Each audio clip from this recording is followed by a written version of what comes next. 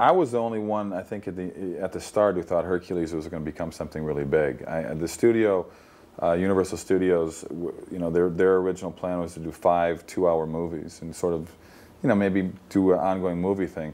But I knew by the second movie that this show, that Hercules, was going to become a regular TV series and that it would do very well, not just in America, but everywhere.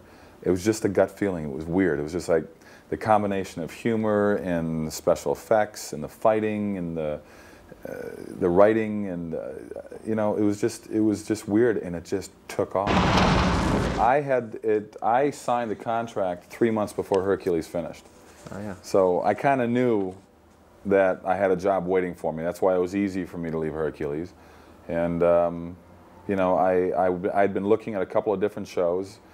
When they came to me with Andromeda, I was interested immediately because I grew up with the original Star Trek. I'm a big Gene Roddenberry fan. So when it was there, I jumped on it right away. And I liked the fact that it was an ensemble cast. I wanted to work with a bigger cast than Hercules was.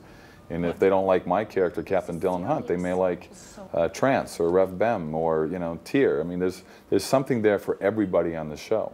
As as one of the executives at Tribune said to me, he goes, "This show will have at least one person that somebody will want to go to bed with." Gene always wanted to make Andromeda. He was in love with the name Captain Dylan Hunt. He'd put that in a couple previous of his ideas he had. He did a pilot with an actor named John Saxon back in 1970 of Andromeda.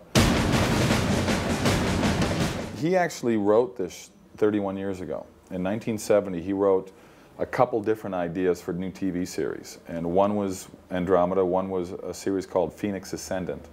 And when Majel Roddenberry, Gene's widow, in Tribune came to me before I wrapped up in Hercules and said, "Look, we have this project, what do you think?" And they showed me a lot of Gene's work. So it was interesting for me to read his archives, his ideas of what he had for the show from 31 years ago. And what we ultimately did was take the best ideas of this Phoenix Ascendant and the best ideas of Andromeda and smash them together.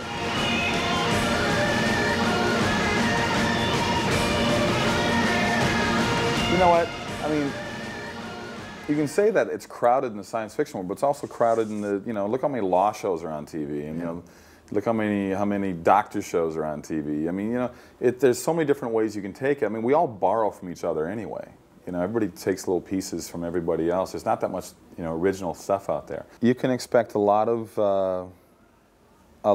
disagreement. You can expect a lot of clashes between me and this makeshift crew that I put together. We have a Magog, we have a Nietzschean, we have a purple chick that we don't really quite know where she's all about. We have a captain, a female captain from a little junk ship that, you know, I'm the love boat.